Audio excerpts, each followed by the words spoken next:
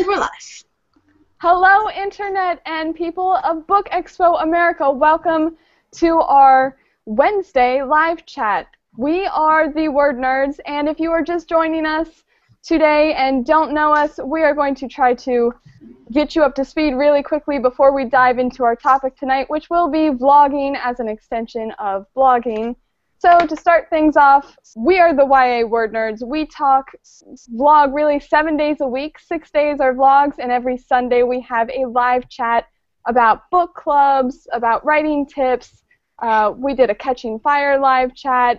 Basically any topic that we feel like discussing, we will usually ramble about, mostly staying on topic, for about an hour or so every Sunday at 7:30 p.m. Eastern Standard Time. You're welcome to join us.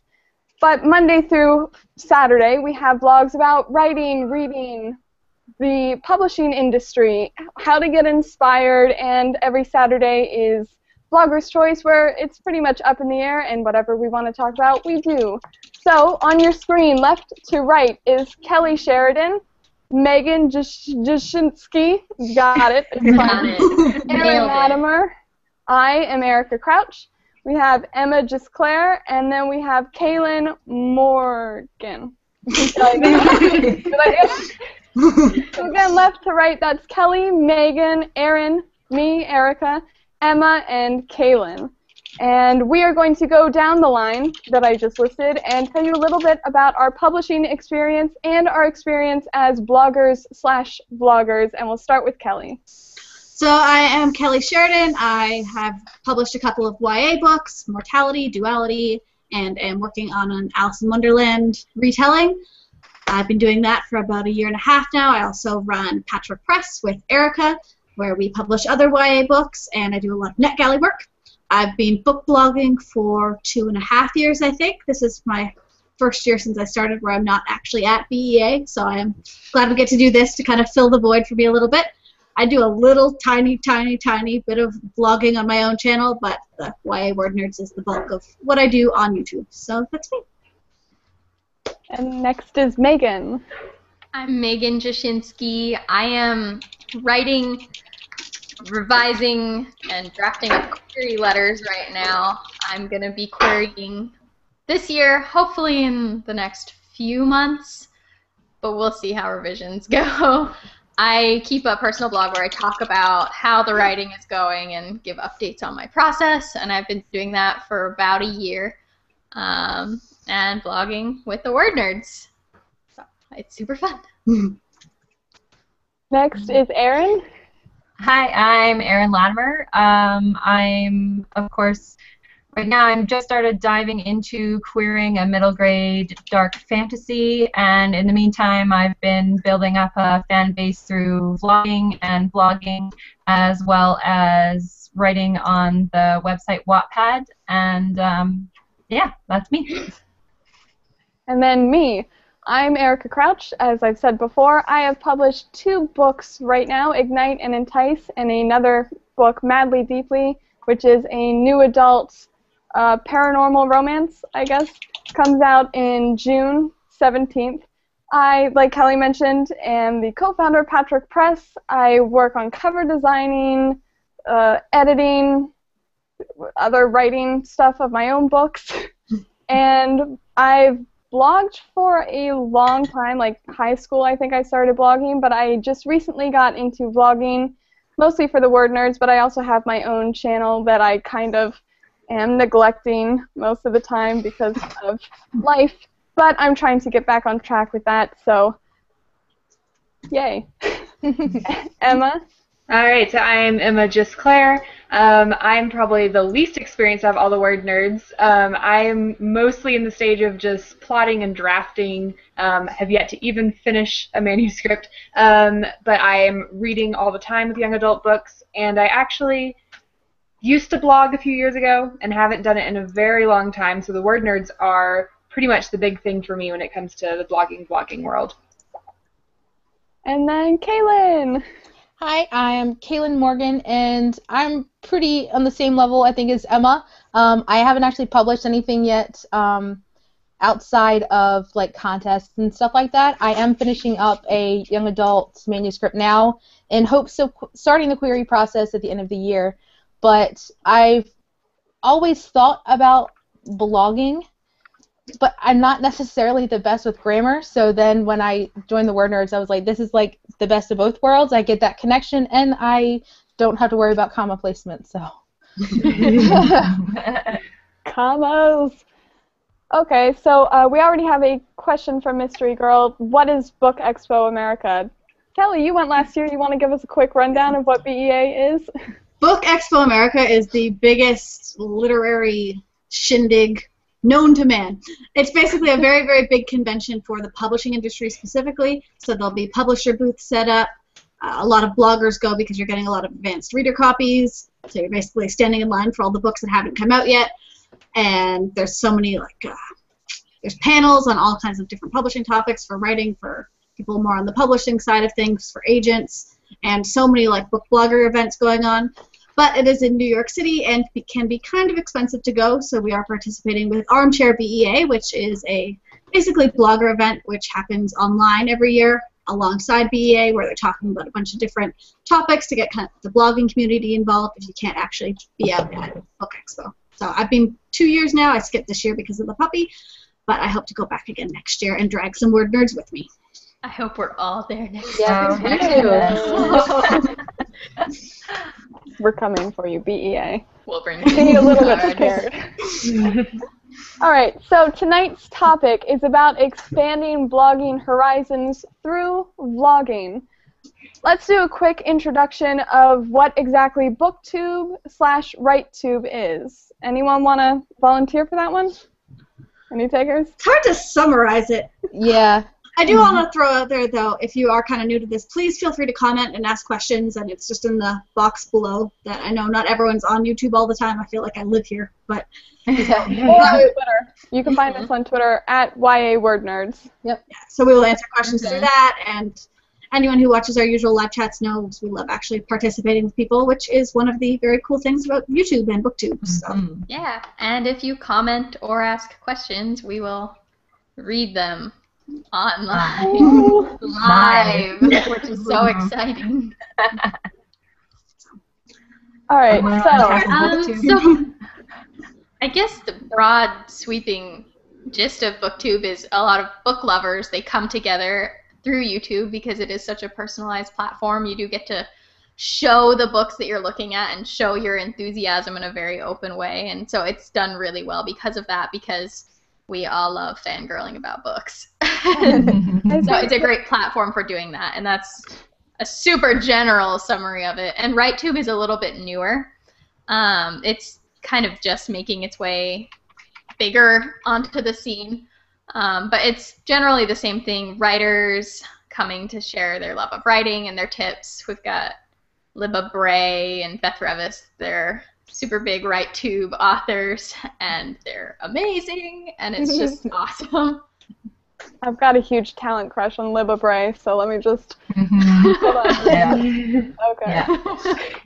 It's a great place to see your favorite authors. Yeah, sort of, definitely. like, their faces and their personalities. And it's great to like connect with fandoms. I think there are a couple capstone videos, you might say, of BookTube or WriteTube communities, and that would be the bookshelf tour, which we all talked about earlier.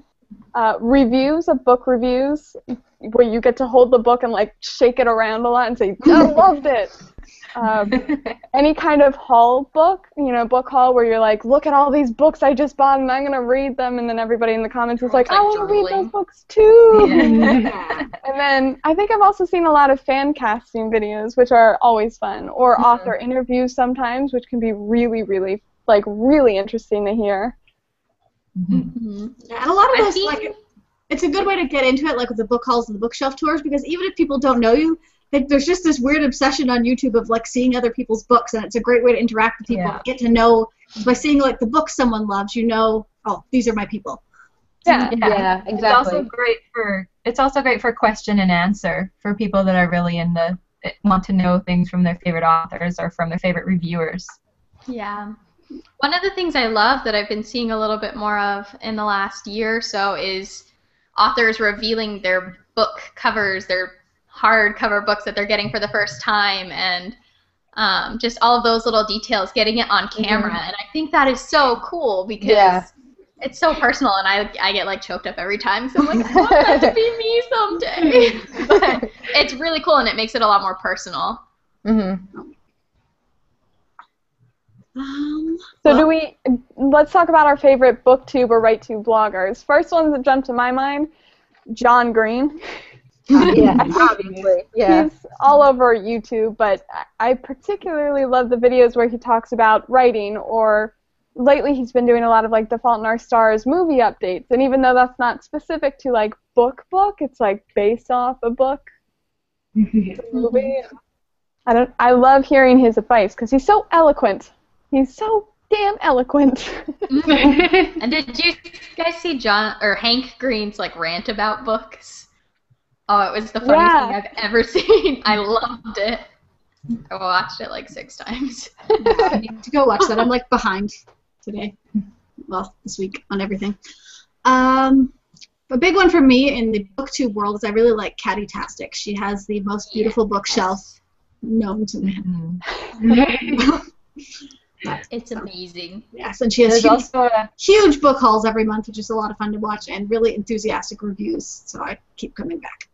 Also, Poland Banana Books. Have you guys watched her YouTube channel? I don't think so. I don't think I have. That's what I'm just going by the title of her channel. But she's very expressive, and she waves her hands around a lot and gets really excited about all the same books that I love. So she's one of my favorites. I also, Kels Not Chels, she's been a huge supporter of the Word Nerds channel, and she's both a writer and an avid reader, so you kind of get both sides with her of what is she working on, and you got to see her cover reveal and like how her cover process was, and she talks about books and tons of other like social issues and everything. Like she's another standout for me. Yeah, she is hilarious. Her video recently was about all of the people who couldn't go to another recent convention, and it was for Everybody Left Behind. And she has this charisma about her that you're like, I like you. Like her videos are really cool, and like she supports some really great causes, and you should definitely check her out too.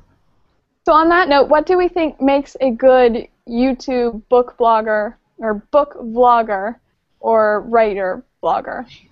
Consistency is a big one. That's kind of why when we first started the Word Nerds, I really wanted to push for 7 days a week because people get in the habit of watching you. Whereas, like I know on my own channel, I'm so inconsistent that if anyone ever sees me pop up on their feed, they're probably like, "Who is she again?"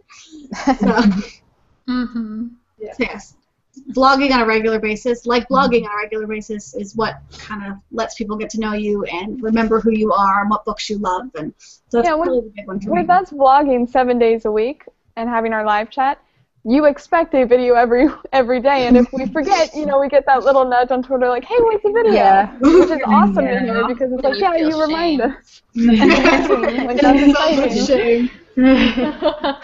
I think it's also important to remember that when you're first starting out, and if you haven't filmed anything for YouTube yet, you're going to stink. Because I remember when we first started out, you don't make eye contact properly with the camera, and I was stammering a lot. Like, it takes a while to make good eye contact and be really personable on camera. Yeah, I remember talk to a camera. Well, yeah, in the beginning, I'll have my screen flipped up, so you're staring at yourself as you're talking. But now, eventually, you start to progress to the actual lens, and it feels more like we're actually talking to people because we actually have people who regularly watch our videos and interact with our videos and ask us questions. So it feels more like, I mean, I'm not a big blogger, but like as I used to post blogs and things, it was like it kind of had that wall, I guess. Yeah, kind of a barrier between. Yeah, that barrier between me and the people that were reading my posts. But here it's like, even though I'm not necessarily seeing you guys, like it still feels more personal. You're having like a conversation that the person will tune into like later, maybe hours or days later, but it's eventually a conversation of sorts. Yeah. And that's also, I think, what makes a good vlogger, whether it be a book, an author, writer, or just book lover, is that the engagement with the people who are watching your video. So it's not enough to just post videos. Like, answer some of the comments. You know, people reach out to you for a reason, and it's really you kind of like complete that whole entire connection just by reaching out yourself. That's actually a good point. There was a suggestion on one of the vlog brothers, either Hank or John, I can't remember, in their How to Vlog. One of the tips were to always ask the audience a question to kind of generate some kind of interaction, like for the comments, what is your favorite book, or what book are you reading now, or something like that, to kind of, so you're not just having, you know, inactive watchers. Like you do on your blog. Like you do on your blog, yeah. Yeah, I feel like it's always important to like end your video or somewhere near the end have a question for people to like, respond to on the comments. Yeah, and just say regularly at the end of your videos, don't forget to comment if you do this or if you find this, and then people will engage. And as someone who's coming from book blogging, I found it's easier to get people engaged in vlogs than it is in blogs. Like, blogging, I did it for years, and I still had tons of posts where no one would comment. Like, you're getting the hits and people are reading, but they're just kind of getting your opinion on the book and moving on. Whereas community is such a big part of YouTube that you're going to get more interaction here than you're probably used to on your blog. Even if it's just like a like, you know that you've interacted with at least one person. Yeah.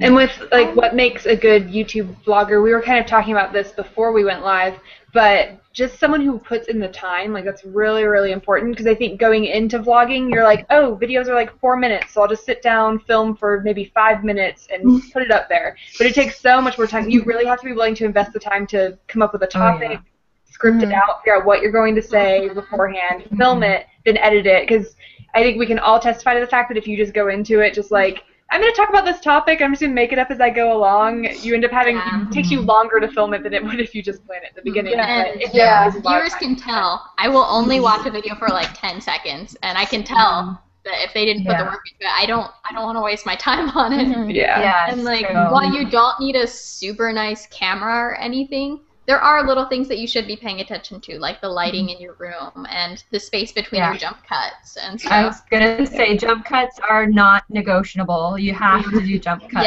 There's big pauses between all your sentences. I'm going to click the X button. That's the big thing. If it's unedited, for some reason, it just like, oh, it eats away at my nerves. I just like, I can't get through it. I'm just like, oh, it's making me anxious. And vloggers who've been doing it for years can do it, like, no problem. But you'll find a lot where it's just a lot of but eventually once you're used to it, you kind of fill that space yourself and you learn to talk really quickly.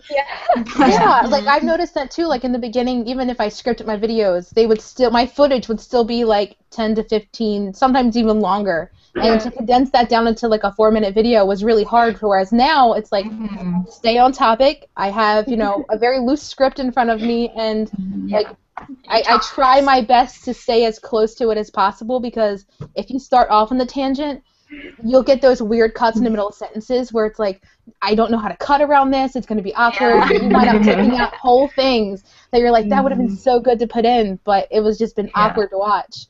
But I think that's one of the things that kind of compares to blogging in a way. Like, if you're really serious about your blog, you're not only gonna think of a bunch of topics ahead of time. You're gonna write it out. You're gonna edit it. You're gonna a couple of times. Read through it a million times. Make sure it is the best thing that you can produce before you hit post. And it's kind of the same thing with editing. It's just editing a vlog, which is just a very different aspect of editing. And there's definitely a learning curve. Absolutely. You don't want to put an unedited version of anything, I think, online, like blogs or vlogs. Like today when I was filming my Word Nerd blog, I was talking about active and passive voice, and for the life of me, I couldn't remember one of the examples I used early on, so I sat here for like 5 minutes, just like staring into space, like what was it? And I finally, you know, I remembered because I wrote it down. I just forgot I wrote it down, and I just edit that 5 minutes out, because if it's 5 minutes of silence in the middle of the blog of me just going like, what? I can't remember. Like I'm not going to watch. I wouldn't watch myself sit for 5 minutes, so why would I expect anybody else to want to watch that? One of the things, there's a video called How to Vlog. If you just type it into your YouTube search screen, it will come up as like the first thing. It's from the Vlog Brothers. Hank did the video. And he talked about the most important thing to get people involved in your vlog is to make it look like something just anyone could do, when really you're putting in so much work that not just anyone could do it. So like when someone watches it, they shouldn't think like, oh, look at all the fancy things, you know. Or I lost my train of thought. But they should like, look at it and have it be super obvious that you've done so much editing that it's just not even recognizable, where you're jumping every other word or something. It's a hard balance. You want to be personal enough to be like not super formal, but formal enough to not be boring or all over the place and scatterbrained. Yeah. Exactly. Sometimes your mouth That's what goes I was over there trying and to you say.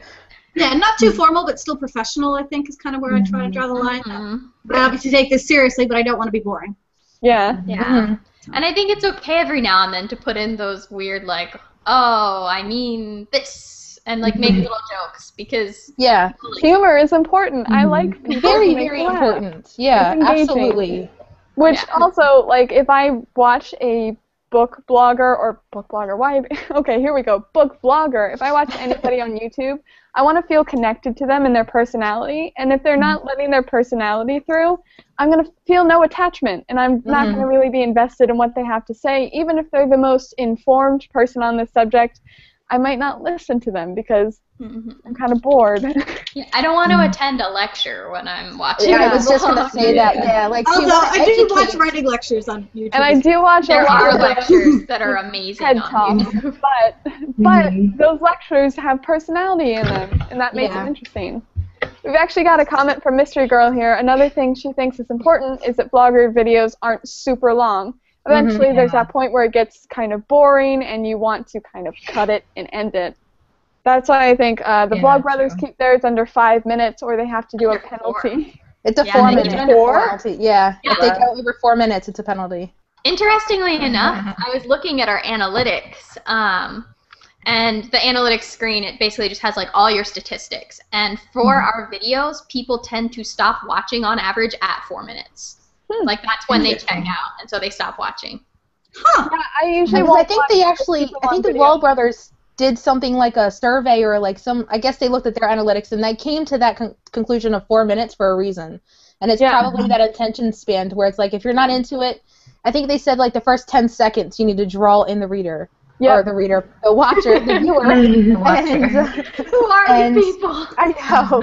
And then at 4 minutes, it's like if I'm not totally into it, it's like, okay, click. So I think for the most part we're under 4 minutes, except for the more We are, educational and I ones. know aren't. Yeah. I've got a lot of long ones. Yeah, but you also have a lot of really tutorial. educational Yeah. ones. You're yeah, in your coaching, so seminar it's okay. tutorial could not be 4 minutes long. That sucker had to be longer than 4 minutes. And I think that's how Seminar Vlog is a Brothers lot. do it, is if it's like educational or a montage. Then it's Yeah. I think I'll be more willing to sit through a really long video if I feel connected to the person or if I'm like watching these videos for them.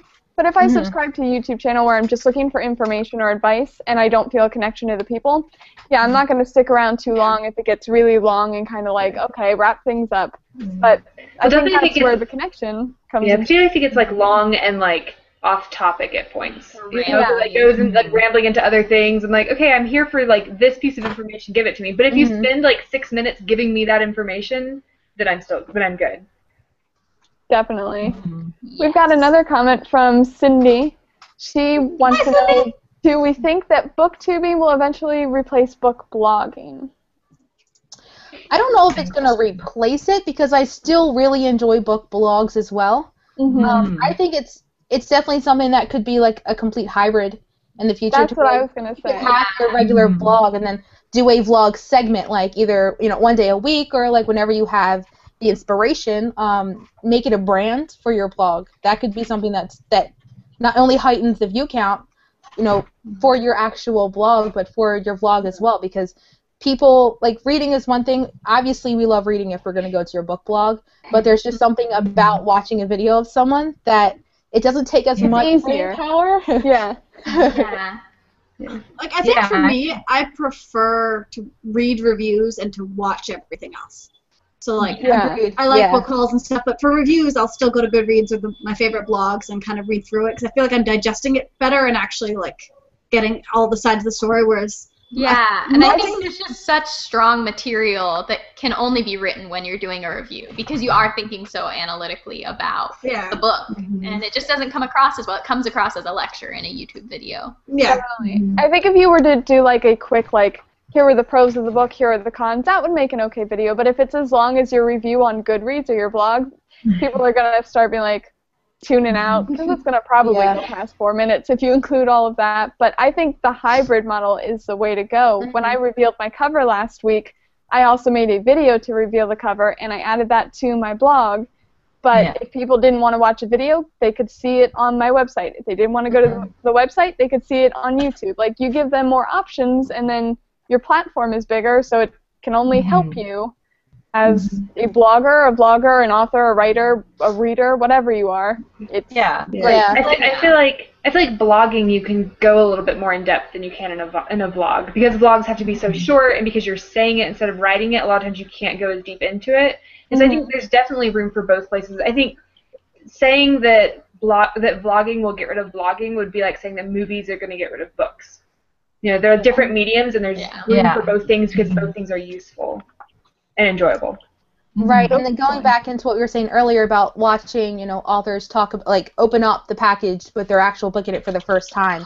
I absolutely love reading, like, agent stories and journey, you know, blog posts about how they got their agent, how they got their book deal. But it's also that extra sweet little thing where you get to see their reaction while they do it. So it might be just a very small clip of them talking about a cover reveal or getting excited about seeing their book, and then saying, you know, link in the, you know, box below with my blog post about it. And I will not only watch the video, I will also read the blog post as well. Yeah. Dana, this brings us to her comment that she said blogging is definitely more personal. We talked about this earlier when we were discussing this topic and trying to figure out what to talk about, but there's something very, very personal with a blog. You form a relationship with your watchers, and we have relationships with each other. We're friends. We've been blogging 8 months now. This is our, 236th video, or 236. And even though we've never met in person, watching your videos all week and then having our live chats, I feel like we are really good friends. And we start to have this friendship relationship with our viewers because we're interacting and talking with each other, and it's a much more interactive, it's almost like face-to-face. Even though we can't see their face, they can see ours. And you can get so much more emotion and meaning when you're seeing somebody talk about something instead of reading it. Like, I can say something on my blog, and you might read it one way, but you see me say it out loud. I might have, like, a completely different face on, or it might be completely different meaning. Yeah, sarcasm doesn't come across text very well. Yeah, that's true. No. We need like sarcasm marks. Like, you can also do a lot more fun stuff with vlogging, like dress up in weird costumes, and you know, like there's so much room, like act out weird little skits with yourself. Yeah, I was gonna say the skits because I remember your video on talking about people who don't read books, and like that whole video, it's really funny. Like you couldn't put that in blog form and have it be as like humorous and as like really like or as it was in the vlog. Ideas in the middle of the night one. That's one of my favorites. Yeah, that's another one. Or with dressing up, we did a book club chat for Libraries the Diviners, and Kaylin and Erica dressed up as flappers, and it was I remember it fondly forever. It was perfect. It was great. Yeah, when you're vlogging, you do form a kind of bond with your viewers. Like, we have inside jokes with them. We can say spoiler mustache, and people who have watched us will know that we're about to spoil a book that we're talking about. So once the mustaches come off, it's safe to listen again. Or Megan's napping dangerously because she likes to nap right up until we do the live chat. I love napping dangerously. So yeah, you do get that kind of stuff in your blogs as well, but it's just more personal when you have a face to put to that personality and the tone and it's exciting to see the people behind either the writing of book reviews or the writing of actual books themselves. Like, I love seeing authors because I might not get to meet them in real life, but this is the next best thing because it's like they're talking to me. Right, and pretend like we're besties. Yeah, one of my favorite book blogs is, I think it's pronounced Cuddlebuggery, and I think Kat Kennedy just recently started doing a couple vlogs, and I was like, oh, that's her face. Like, you're getting more personal, like, look into their like, so that way not only are you seeing her face and you're actually hearing her voice. So now when I go back and actually read some of her blogs, I hear her voice while I'm reading. Mm-hmm. So you pick up that tone. I get so excited when I find out that my favorite authors are on YouTube, like to the point where it's like a little creepy. Like I probably shouldn't be that excited, but like when I heard Maureen Johnson is vlogging, I lost it because she's so funny on Twitter, and then her personality comes over really strongly on YouTube, and she's hilarious, you know. So it's not like any other platform or Yeah, I also like in our live chats on Sunday nights where we'll get a comment from a regular viewer and we're like, "Hey!" And we give like a little shout out, like a little reaction. Yeah. Yeah. Like you're here. Direct interaction with live chats is really good because you can actually have a conversation with that person. No, we have a question. Oh, go ahead first. I was just gonna say that without actually going into the debate, like there was specific, live chats that we have very serious discussions, and we've literally gotten into heavy debates within the comments. Real. And it gets interesting. And like that's one thing to where like if you were to get into a debate in the comments, again, tone is very hard to convey in text. It's gonna read very quick. And you have to be so careful as a blogger to not sound like demeaning. In comment debates, but when you're just talking on a vlog, it can be very like, I'm not trying to be crazy. Yeah. This is what I feel. Yeah, and they can't mistake your tone for something it's not. Yeah, exactly. This question was in reference to, I think Erin mentioned, the personality of Maureen Johnson on YouTube and how that translates well, and I think this kind of feeds into it. Lisa asked, how do you figure out where to begin with vlogging? She doesn't know how to edit videos and she's very self-conscious, so how do you figure out where to begin? And my question tacking on to that is, what if you're worried about your personality on your blog not holding up to the vlog? Like, what if it's not a smooth transition? Any advice there? I don't think that you can be worried about that. Like, as far as personality goes, you have to be yourself. Like, you can't sit down and like watch John Green and be like, I'm gonna talk like him, because you're gonna come off really fake. Like, you have to sit down and be yourself, as cheesy and ridiculous as that sounds. It's true, because if you try to fake everybody likes a little someone cheese. Else, if you try to fake someone else, it's part of that charisma. Cheese legs. Cheese legs. I've never met anyone who I've looked at and been like, I hate your personality. Like, I've never met one where I thought that. I've met tons of people like that. But not in the booktube community. I feel like everybody's usually pretty pleasant. As long as you're not being a jerk. Like, I don't think anyone's gonna dislike who you are, right? So you have to just you have to just be yourself and talk about something you're really passionate about, and that like happiness while you're talking about it is going to overflow onto the video, and you're gonna be it's gonna be a good video. You know? And I think in terms of being self-conscious, it's really just a practice thing. Like, we're all pretty much introverts for the most part in the Word Nerds. And it would be hard to tell that from our Sunday chats because we're so chatty together. Yeah. The more you do it, the easier it gets. We're so loud. Yeah. I mean, honestly, it's kind of changed my personality outside of vlogging as well. Like, before the Word Nerds, I actually attempted to take an oral communications class 3 times and dropped out because the idea of speaking in front of the class scared the crap out of me. And now I'm signing up for an oral communications class in the fall, and I don't have that much anxiety anymore. And it's like, I can do this. Yeah. Like, I'm not that scared. You can either like what I have to say or don't. It is a little bit more scary because it's actually in person. But you can't edit it. You can't edit out all of those ums and buts and stammers. But it's definitely changed, my outlook on your confidence. My confidence in public speaking. But also, I think through vlogging, we kind of, at least what I've observed, we're all much more firm in our opinions and stances on certain things. Like, before, I think I was very apologetic about, like, well, I feel this. I don't mean to offend anyone, but this is my opinion. Now I'm just like, this is my opinion. You don't have to agree. I don't mean to offend you if you disagree, but this is what it is, and this is why. Like, we've gotten into debates with people in the comments, specifically in our live chat about gender and what role gender has in characters. Someone was having a debate, not an angry debate, it was a very lively, exciting, spirited debate about if gender was important at all, and I was very passionate with, yes, it is important. It's so important. I think it's also important to say for anyone that's actually making their first video is that your first video does not ever have to see the light of day.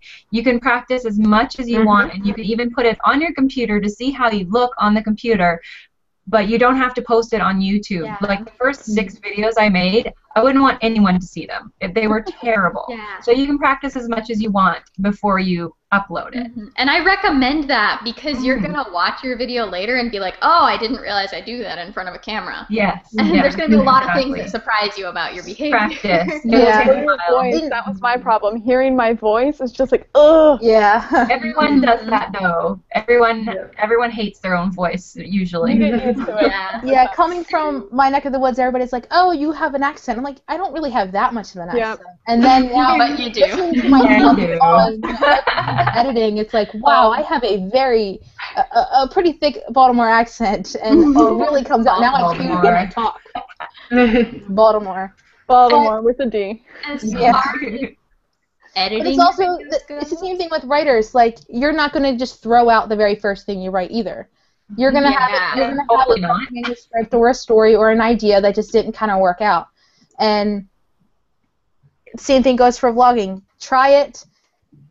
It's definitely a learning curve because it's very different. It's a different aspect of editing, but I don't know. I say definitely go for it.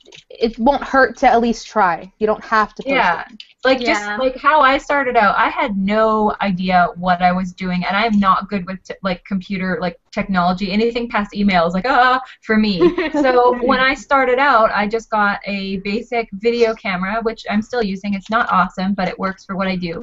And then I got Windows Media Live, Movie Maker. What is it called? See, I don't even know. Windows Movie Maker and a lot of computers Yeah. just comes pre-installed. comes with it. It comes with it, and it's actually fairly easy to figure it out. It took me a few hours, but anyone that is, reasonably okay at that can just, play around with it until they figure out how to do stuff like jump cuts and stuff. So. YouTube is your friend. Not only are you going to try and create content for it, but you can also do some research on there because there are tons of tutorials and things for you to watch. How to get started. Yeah, and to how to get started and how to cut. A very simple, cut out all the pauses and everything. And again, just like writing, they always tell you to read as much as possible. Yeah.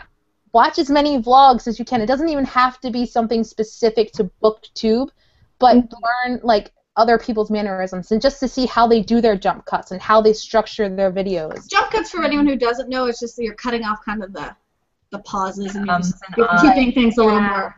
When you're Cut. vlogging, you don't want there to be any pauses in between your stuff. Like, I that's cut out just- my breaths. Yeah. Yeah. I don't mind the pauses if it's like a meaningful video for like a cause or something, and the tone isn't as like educational, like for the sake of education. But like when like our average video, like jump cuts are necessary. Yeah, And I'll only leave the pause John if it's, Green like thing though. significant. Like John Green is like the master of jump cuts. Like he's over here, then he's over there, then he's in the middle, and he just. But it sounds like he's talking to you normally. Like it doesn't sound like he's actually stopping and moving as he's talking. You don't have to do that. Just be yourself and just try to make your sentences as crisp and actually pause between some of the sentences. Like so, say a couple sentences, take a breath, and then continue because that's so much easier to cut than it is if you just keep talking. After you think you've gotten all the footage and you're watching through it, make sure not to move from where you're filming because more times than not I realize I forget to mention something and have to go back and film it again. Wearing, If it's like I'm different over shirt here and I or move my something. computer and everything's different. Yeah, like, then you edit know. the same day you film. Don't wait until the next day when you're wearing Yes, oh different my clothes. goodness, don't do that. Done that. That is a done that so good many tip. times. One of the things I will recommend is if you do try out vlogging and you do really like it and you do think it's going to be something you're taking pretty seriously for like the long term, is eventually moving up and getting a different program. I just got a job working with a YouTube group, and so I moved up to Adobe Premiere Elements, and it's amazing because it shows you your sound at the bottom, like it separates them. And so you can see, like, I start talking right at this point, and it really helps for editing. It's amazing. That's what I see on iMovie. Yeah, I don't think you have to spend tons of money when you're just starting out. Get used to it before you invest. But like right now I'm using, just for all of my videos, my webcam on my computer and iMovie to edit them. I open iMovie, I capture what I'm recording in iMovie, I drag it down, and I just cut it right there. Done. Because once I have the money to invest in something better. Yeah. Things like lighting. I think we mentioned this. Lighting is important. I've got a lamp pointed right at my face. It's very bright, but lighting is, you can see me, and it's dark outside, so yay for lighting. Sound's still important. light outside here. If I can't hear Sound you, is important, yeah.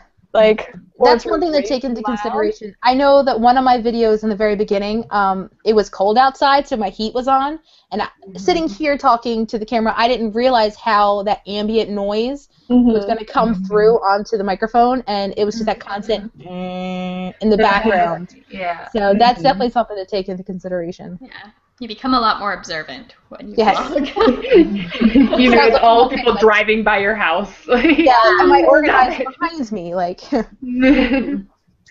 I've learned a lot about Erica's neighborhood just based on all the things we hear in your live chat. All the big pickup trucks. Loud truck that just sounded like the earth was falling apart. Or the ghosts in my basement. So we were going to throw this in at the end, but since we're kind of talking about trying out YouTube and the BookTube world, we do want to, like, if anyone's up for it, we're always looking for guest bloggers to kind of hop into the YA Word Nerds channel and do a video on one of our days. So if it's something you're interested in trying and you're not sure, you should email us at wordnerdsvlog@gmail.com. We'll put that in the description when we're done as well. So, and that was another topic that I was thinking of yesterday to try and incorporate in here is I really like all of the features on the book blogs where, like, the guest posts, whether it be the writer or, like, an editor or something like that. And we even had an editor, Mickey, who did a guest vlog for us, and it was really cool to get, you know, other people out there, draw a different audience into us, and it kind of can work the same way as a blog does. You know, we actually have been talking a lot about, you know, trying to get some maybe debut authors to do a guest vlog on Thursdays for our circulation desk, and it's basically the same structure of a book blog, only in video form. So a lot of the fun things you can do on the blog, you can still do on a blog, and all the memes, and it's all still here, and it's just a different way of doing it, and it's a lot of fun.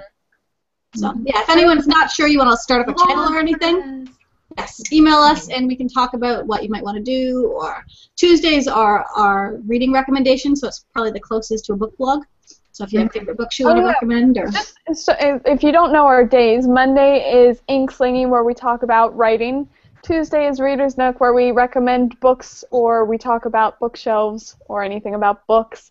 Wednesday is Wordplay Wednesday, anything grammar or wordly, new words, definitions, etc. Thursday is Circulation Desk. We talk about the publishing industry, literary agents, how to get published, self-publishing versus traditional publishing.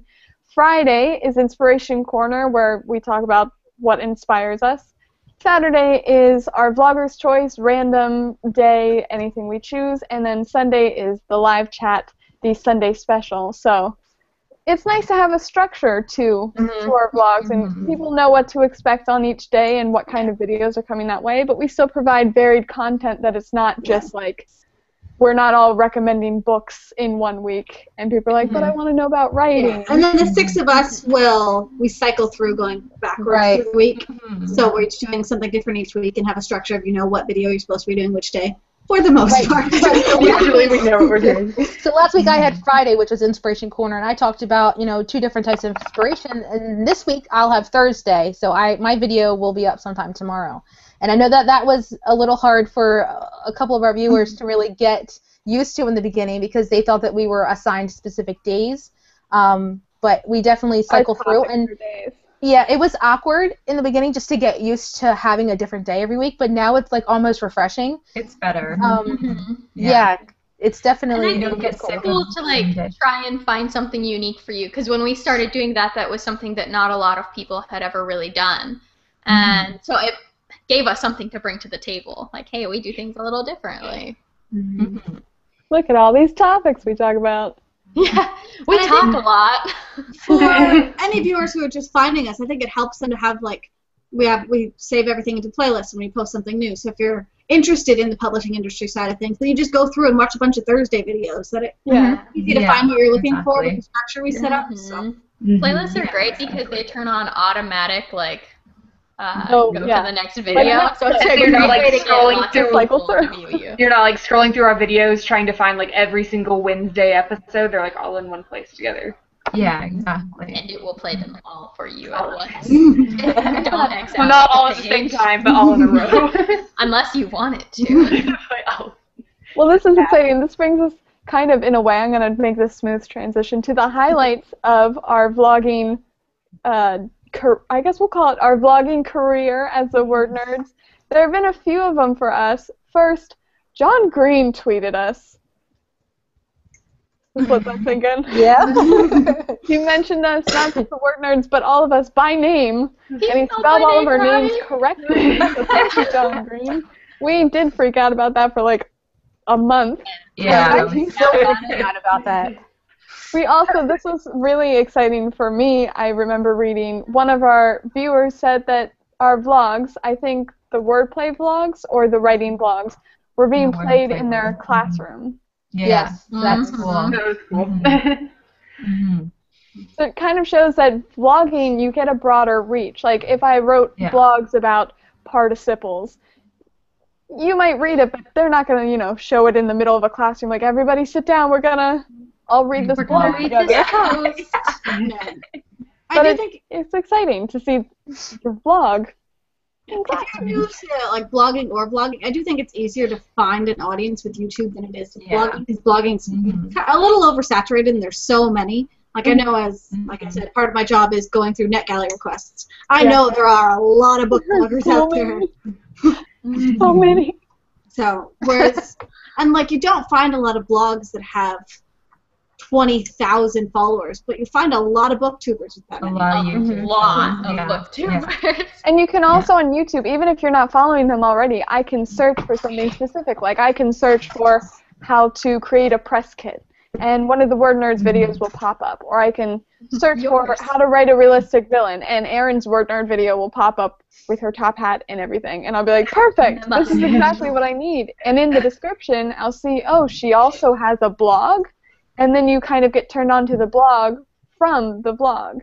So Mhm. Linking back. almost like an easier way to get a wider audience on your blog is to also have a blog. Be active Like, on my blog social didn't get media. that many views until we started this vlog, and now my blog is a lot more popular. Mhm. If everything is connected, it's the best, because then people jump from one platform to the next. If they prefer blogging or they prefer vlogging.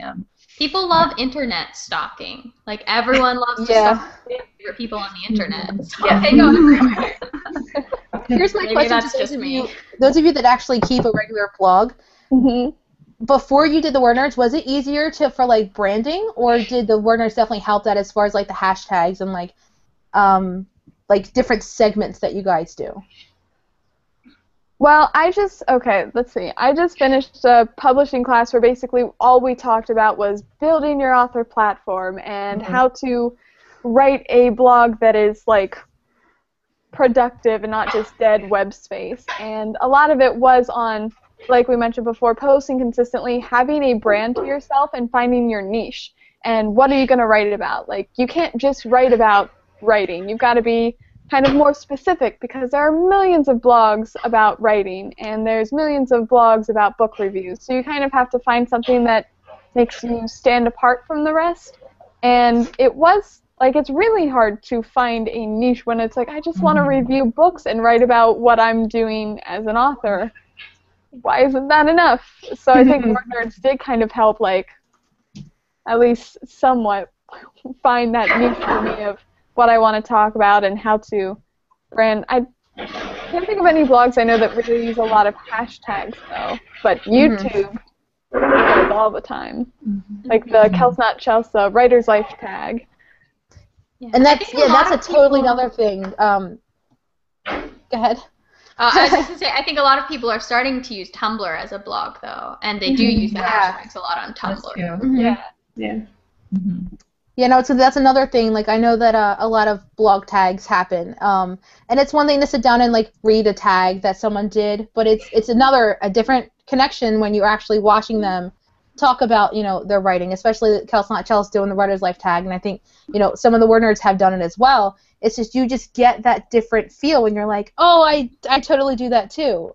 When talking about like things like Erica's candy habit, like when writing, like. That's something that, like, if I read it in the blog, I'm like, oh, that's funny, she likes candy. But, like... No, you don't get it. I When I love see her it. dumping candy on her. Yeah, she dumped candy on her. Like Like a that's just... waterfall.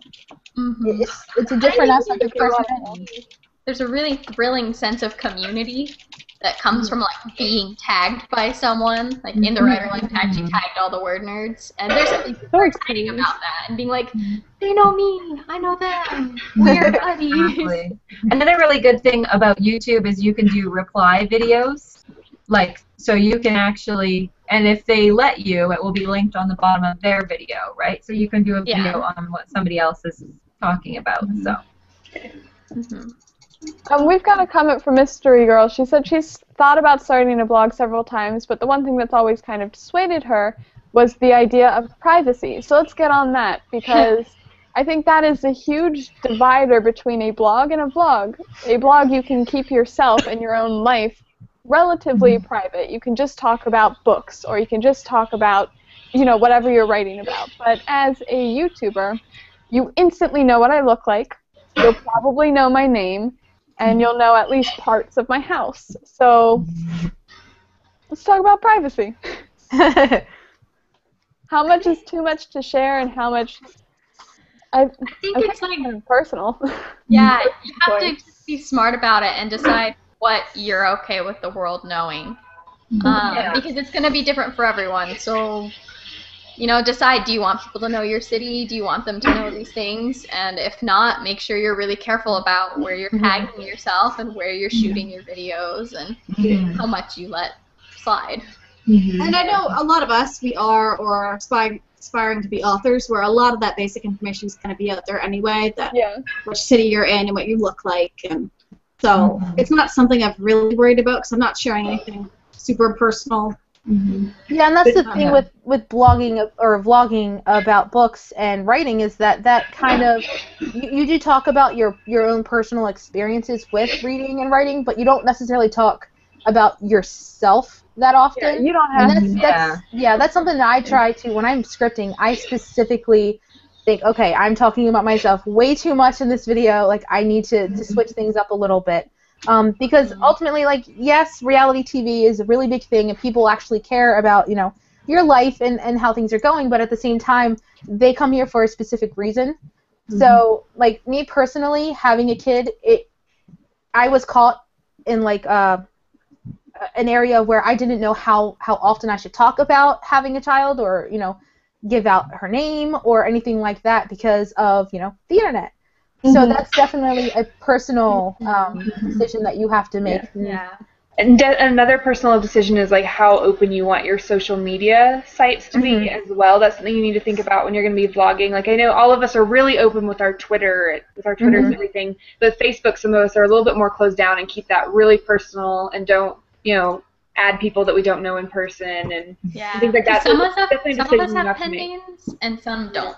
And so, Well, like, I think privacy, you definitely, especially with vlogging, or if you're going to be an author at all, it's something that you have to think about, because everything you put on the internet is on the internet, and people can see it. So be conscious of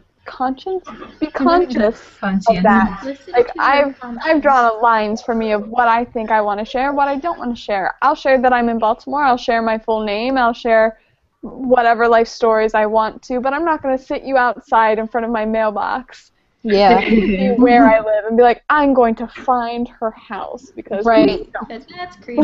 Please, I'm an anxious person. I don't need to think that people are going to start finding me just like, I know who you are, I know where you live. Like, We're all generally Twitter is paranoid open, people. Tumblr is open, Yeah. Blog is open, Pinterest, and Facebook is the only thing I have private, but I have a Facebook author page, and I got in an argument with one of my classmates about, well, if you have a private page, you should just make it public because it's on the internet anyway. I'm like, listen, buddy, don't get started with me. It's my personal choice. You don't have to agree. Slap. Virtual slap. So we're coming up on an hour. Yeah. You want to just talk a little bit about live chats? Yeah, and then coffee. 'Cause live chats is the big thing that you really can't do with blogging, and for me, it's been the thing I've enjoyed the most about blogging. That Yeah, for sure. the It comes Sunday to me night every chat- Sunday. It's like it's a routine now, and like I know that Eric and I had to miss last Sunday, and Yeah. literally all week I'm like, okay, something is going on. I don't know what it is. Something feels I'm weird. sad for some reason. It's Yeah, and because saw- I didn't get to talk to you guys on Sunday, I so saw on my phone when you guys were emailing, I'm on right now, who else is on? Yeah. I'm not. My computer wouldn't let me in, and I just felt like a ghost. I was like, listen to me. Too. So yeah, like we've said before, we have people that watch us almost every Sunday, unless we're doing book clubs. What's the deal? Yeah. And yeah, so they'll comment and we'll interact, and like I know, like I look for people that I'm like, okay, why isn't Mystery Girl here yet? And like yeah. we have those same people, and it's so much fun, and it's so much more interactive than even just regular vlogging where it's hours and days between comments and having a discussion. It's all just kind of right there and happening, and I love it. It just feels like a real talking on the phone, talking face-to-face conversation, and it's really special. So, Even if the audience isn't interacting, we still have, like, as a group, we are all interacting. So we could carry on conversations. It's nicer when the audience does participate and we have questions to draw from to kind of keep us moving on a certain track.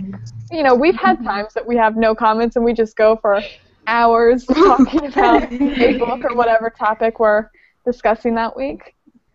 So much That's fun. another important thing. You know, you being a vlogger, it's a very like connected community as well. To where it's like you make writer friends, you make reader friends, and yeah, even if someone isn't necessarily here watching us on those live chats, you know, we find plenty of things to talk about amongst ourselves. But there are also those really awesome live chats where we have a fairly decent viewer count, and like people are coming in with comments. Watching. And we've got nothing but things to talk about. And One of the coolest things that you'll see in something like a live chat is when the viewers start to interact with each other, when they comment on those comments, and it becomes like this whole, it's not even just us interacting with the viewers, but it's the viewers interacting with each other, and that makes a really cool community. I'm trying to They think. start to know each other. What was The our live most chats? popular live chat? Do we remember? Probably one of our gender ones. Gender I think it was the gender one, yeah.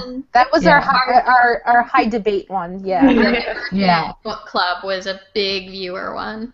Yeah, anything that's kind of controversial makes a really good vlogging topic, either live or just a video. It gets lots of Yeah, our people engaged diversity and one I think commenting. did pretty well Yeah. too. Yeah, Mhm. yeah. And Very when you well. do your live chats, when you get started, you have to do it through Google Plus Hangouts on Air. And something awesome is that it stays on your channel, so it doesn't disappear the second you go off. People can watch it later. People can watch it later. And still And you feel could send out the link before you even start so people can be there and waiting for you. And Which promote, some of you were. yes, and promote like the week before. Like, so, not being there on Sunday, I actually don't know what our topic is for this Party. upcoming Sunday. We're having It's a a party. party. Having a Right, it's party. a summer Party party. Oh my giveaway. God. We're having a party on Sunday. But like to if it's a vlog where we have a specific non-party related topic, it's important to go through other platforms and say, hey, we're talking about diversity this week. What are your questions that you want answered? What are your opinions on this topic? Whether it be Twitter, Tumblr, and Reddit, any place that has a large, We also, book community. we also usually mention it at the end of our vlogs. Just like, All hey, week long. reminder, this Sunday our topic is this. I know I usually go on for like a minute about what it is and remind people of the time and everything. Mm-hmm. And you have the ability to put annotations in your YouTube videos that can like link directly to your playlist of live hangouts and things like that. You can even have there's a feature on there that you can feature a playlist over the video. Like I just recently went in and you might have noticed a little Word Nerd logo at the top of the video. I added that, and at the I think the last couple seconds of each video, a Word Nerd video suggestion will come up from the left, and I think it's the reintroduction that Kelly did. So you can even feature a playlist like that. Oh my God. And the longer you do this, you'll keep picking up on those things that you just get further and further sucked into the world of YouTube. And vlogs. Yeah. There's a great YouTube handbook that YouTube has actually made to assist people who are just getting started and who don't necessarily understand all of the specifics and the percentages and the awesome little techniques to help you get more viewers. And so I'll put a link to that in the description as well.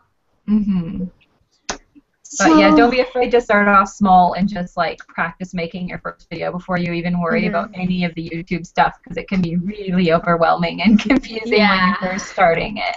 Just take it one step at a time, like anything else. Learning Tumblr, like me. Yeah. And all these booktubers can go a long way. Thousands of viewers and stuff, but it's okay to start out and start out small. Yeah.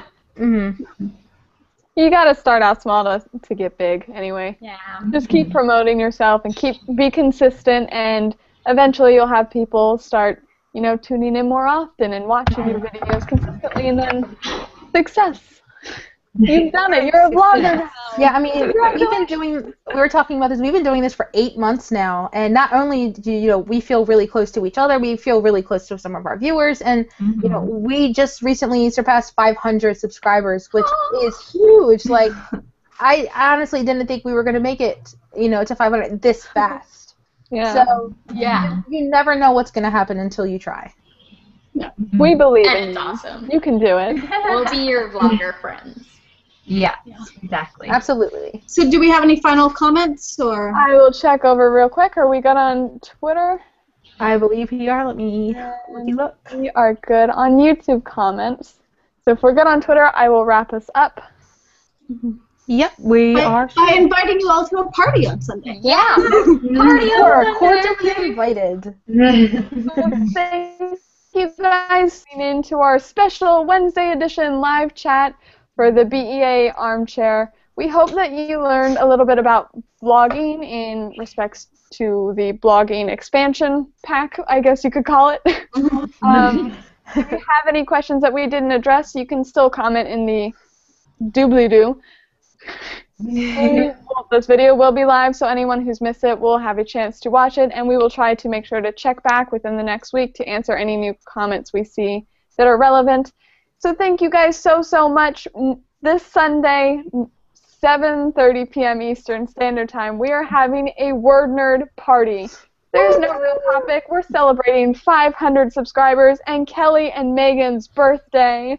So we're going to have candy, pajamas, so you're invited. Games. Everyone watching is invited. I believe that you guys can play with us, and there will be bookish prizes. Yes, and critiques. We have trivia, all kinds of good candy, but and we'll be wearing pajamas because it's a pajama party. It's gonna be amazing. There might be Twister because that's what the internet. How does that even? No. Anyway. We'll figure it out. We'll figure it out. Right hand red. Go for it. So if you can join us for our party, we'd love to have you. It'll be live here, and if you don't make it again, it'll be on our channel on the Sunday Special playlist. Guys. Yeah, You should subscribe Get to. some free books. You can find all our stuff easier if you hit that wonderful subscribe button, and yes, we're here every day. So. And any of our links will be below. I think we mentioned our email will be listed below if you are interested in guest vlogging for us. We would love to hear from you. That'll be in the description. And we'll also link either our blogs or our Twitter below so you can find us. We'll just do Twitter because I think most of our blogs are hooked up to And our the Word Nerds Tumblr is a pretty good Yeah, one. we'll put the Tumblr down there too. Yeah. So find the links and information below. And thank you so much, BEA, for letting us do this awesome armchair chat. And thank you, everybody, for tuning in. We love you, nerds, and we will see you later this week. Goodbye. Bye. Bye.